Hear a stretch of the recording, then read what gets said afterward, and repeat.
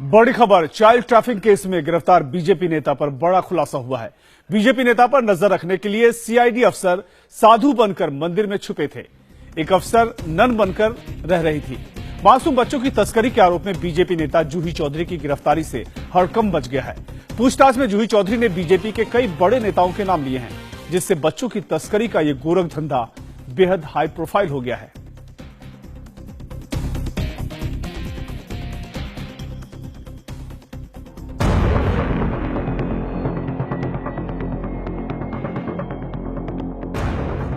किरदार नंबर 1 जूही चौधरी। किरदार नंबर 2 चंदना चक्रवर्ती। किरदार नंबर 3 मानस भौमिक। इन तीनों किरदारों का पूरा परिचय हम आपको कराएंगे, लेकिन आपको पहले बता दें कि इन तीनों की गिरफ्तारी से पश्चिम बंगाल के जलपाईगुड़ी में चल रहे बच्चों की तस्करी के एक इंटरनेशनल रैकेट का पर्दाफाश हुआ है। एक ऐसा रैकेट जो लाखों रुपए लेकर मासूम बच्चों को विदेश में बेचा करता था। इस रैकेट पर एक दो नहीं बल्कि 17 बच्चों को विदेशी दंपतियों को बेचने का आरोप है। और अब इनसे पूछताछ में कुछ ऐसे बड़े नाम सामने आए हैं जिससे पश्चिम बंगाल से दिल्ली तक की सियासत में हड़कंप मच गया है। दरअसल इस मामले की परतें तब खुलनी शुरू हुई जब पश्चिम बंगाल पुलिस ने 18 फरवरी को जलपाईगुड़ी के विमला शिशु गृह में छापा मारकर वहां की मालकिन चंदना चक्रवर्ती को गिरफ्तार किया। इनसे पूछताछ के बाद चंदना के भाई और टीएमसी नेता मानस भौमिक को भी 23 फरवरी को गिरफ्तार कर लिया गया। लेकिन इस मामले में मंगलवार रात को पुलिस को तब बड़ी कामयाबी मिली जब पुलिस ने नेपाल बॉर्डर से बीजेपी नेता और महिला मोर्चा की महासचिव जूही चौधरी को गिरफ्तार किया।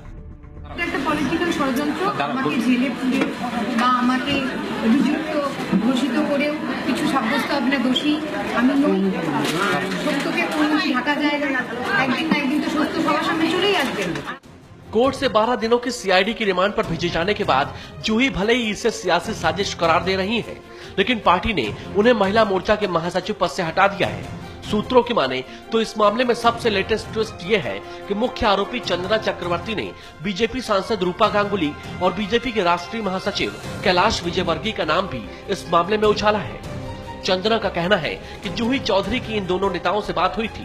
हालांकि दोनों इस रैकेट से जुड़े होने से इनकार कर रहे हैं, साथ ही जांच पर भी सवाल उठा रहे हैं। पश्चिम बंगाल की सरकार कुछ भी कर सकती है, उनकी पुलिस कुछ भी कर सकती है, और इसलिए उनकी जांच पर मुझे कतई विश्वास नहीं है। और अगर ऐसा कुछ है तो मैं केंद्रीय जांच कोई सी भी एजेंसी हो जो उसकी जांच करे तो ज्यादा अच्छा होगा।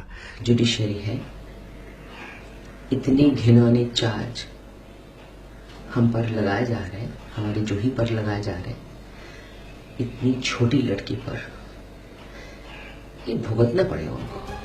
सीआईडी के मुताबिक इस होम से अब तक 17 बच्चों की तस्करी की गई है। इनमें से कुछ बच्चों को फ्रांस और अमेरिका में बेचा गया है। फ्रांस में बेचे गए बच्चे के लिए होम ने 50 लाख रुपए वसूले थे। सीआईडी के मुताबिक इस होम में कुंवारी मां की डिलीवरी कराई जाती थी। लोकलाज के डर से कुंवारी लड़कियां अपने बच्चों को यहाँ छोड़ देती थी। बाद में होम से इन्हीं बच्चों को विदेशी दंपतियों को बेच दिया जाता था।